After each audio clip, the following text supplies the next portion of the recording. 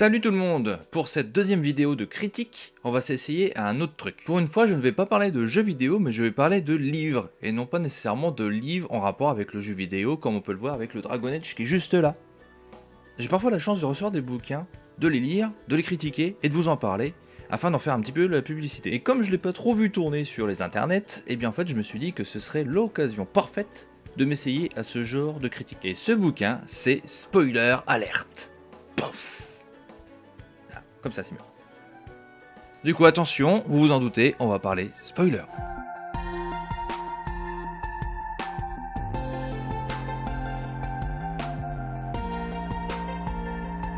Merde, je me croyais. Donc, confession intime avec ces spoilers à la con. Enfin bref, on va parler plutôt de spoilers, ce genre de choses, vous savez, qui, lors d'une soirée, un mec... Une nana arrive et fait « Eh mais vous savez, le gamin, en fait, dans Sixième Sens, il voit Bruce Willis parce qu'en fait, il est déjà mort !» Ou le genre de truc, tu sais, dans le bus, t'as un mec qui fait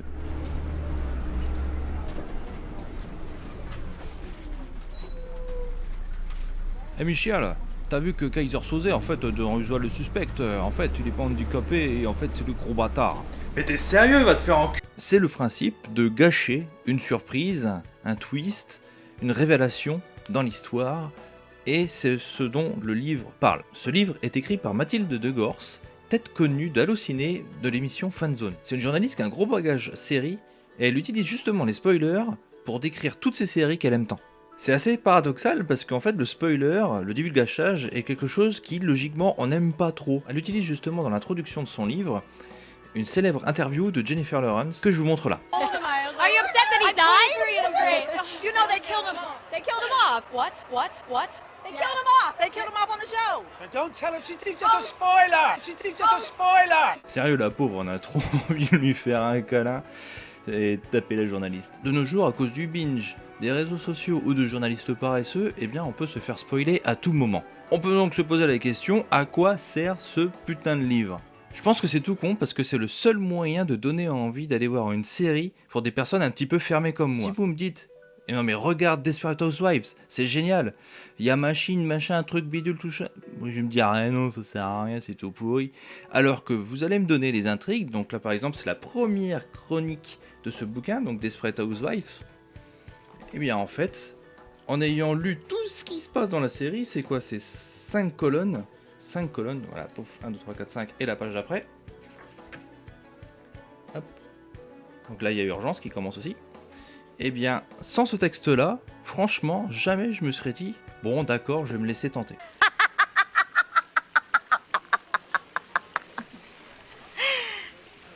Oh my god, you serious? De plus, chaque série commence avec une question toute simple qui va orienter le récit de la journaliste. Donc par exemple, là, si je prends Dawson, il est dit « Qui de Dawson ou de Pacey Joey va-t-elle choisir ?» Joey, bref, hop là. Et c'est sur ce constat que toute l'histoire de la série va être racontée et expliquée. Ça m'a aussi fait découvrir certaines séries, par exemple, je suis sur la page de Life on Mars, une série dont je n'avais jamais vraiment entendu parler, et en ayant lu les quelques textes là, les 4 colonnes, bah putain, je me suis dit ça a l'air d'être trop cool, faut trop que je trouve ça sur Netflix ou je sais pas où est-ce que c'est disponible. En plus de ces questions de base, la journaliste Mathilde Degors utilise 11 thèmes principaux pour parler des séries. On retrouve donc les fins fermées, les fins ouvertes, les fins tragiques, les fins en format long métrage, les fins en autre boudin, les fins qui font des bonds dans le temps, les fins trop tardives, les fins pas de fin, les fins de saison, oui, ils finissent ensemble, et ils ont été tués alors qu'ils faisaient partie des héros. Dans les séries, on retrouve vraiment de tout, que ce soit de la méga série ultra connue, de l'autre un petit peu plus anonyme. On va commencer par exemple, je vais faire un petit étalage de Battlestar Galactica. Donc là c'est l'intégrale avec Galactica 78, tout ça. C'est passé malheureusement un petit peu trop vite. Dans Battlestar Galactica, donc la série des années 2000, il y a 12 Cylons qui ont apparence humaine, voilà j'en dis pas trop, dont 5 qu'on ne connaît absolument pas. Et voilà, c'est un petit peu balancé à l'arrache en une seule page, genre 3 phrases. C'est un petit peu dommage parce que c'est une série qui me tient beaucoup à cœur. Il y a du Friends, un grand classique, qui va finir ensemble, etc., etc., et comment ça se termine. Il y a du Veronica Mars, une série qui, comme ça, les gens n'aiment pas trop, je sais pas, c'est bizarre, est-ce que c'est typé trop teenage, etc. Alors qu'en fait, ça ne l'est absolument pas. Franchement, c'est génial, regardez les 3 saisons et le film, c'est une tuerie. Un grand classique de série incomprise, Buffy contre les vampires. Bon, par contre, le reboot là, qui a été annoncé à la poubelle direct, bref. Buffy contre les vampires qui est pour moi pas du tout une série d'une nana contre les vampires. Rien à voir avec ça. Par contre, faut peut-être le voir une fois ou deux, voire 3 pour essayer de comprendre un petit peu tout le délire. Mais en fait, c'est simplement la série d'une fille, d'une adolescente qui finit le lycée et qui a des problèmes de soi. Son copain, le problème avec sa mère, etc. etc. C'est énormément de secondes lecture, Buffy. Franchement, c'est génial. Et peut-être l'une des meilleures séries de tous les temps. Breaking Bad.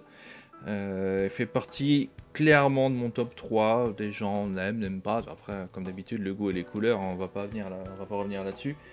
Mais voilà, c'est juste ouf. Yeah, bitch! Magnets! Oh! Donc voilà, spoiler alert, le bouquin de Mathilde Degors est édité chez Hachette et vendu 12 balles, donc c'est pas grand chose. C'est quoi? C'est le bouquin qui va expliquer pas mal de séries à travers des spoilers.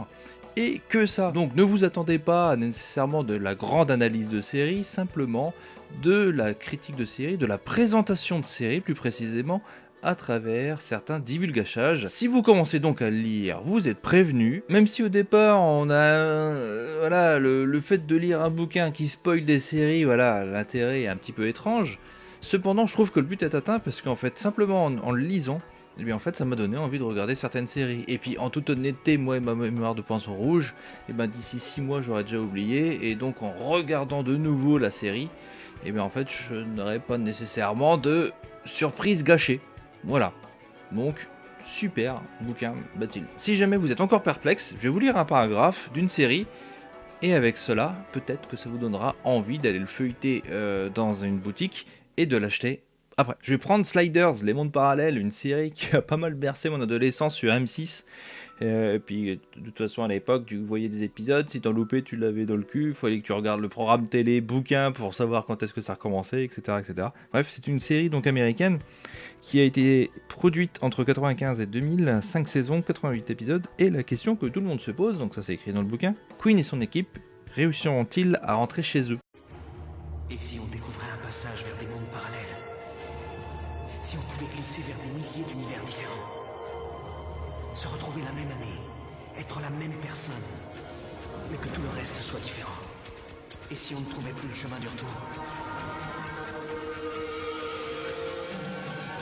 Mathilde dit Quinn Mallory, petit génie en physique quantique, vient de démontrer l'existence des multivers. Mieux encore, il a trouvé le moyen de voyager d'un monde à l'autre en ouvrant des vortex. Pour être sûr de revenir, il a bien fait les choses. Un minuteur de sa conception lui permet d'être rapatrié à échéance dans l'univers d'origine. Bien entendu, on sait que ça se passe pas bien. Donc ils vont voyager d'univers en univers, c'est la bordel. Ensuite, tout bascule au cours de la saison 3.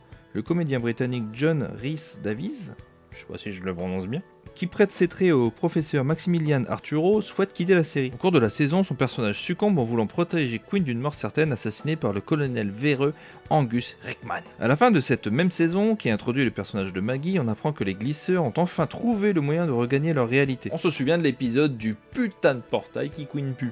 Voilà. This gate has been squeaking since I was 12. I know the sound it makes like the back of my hand.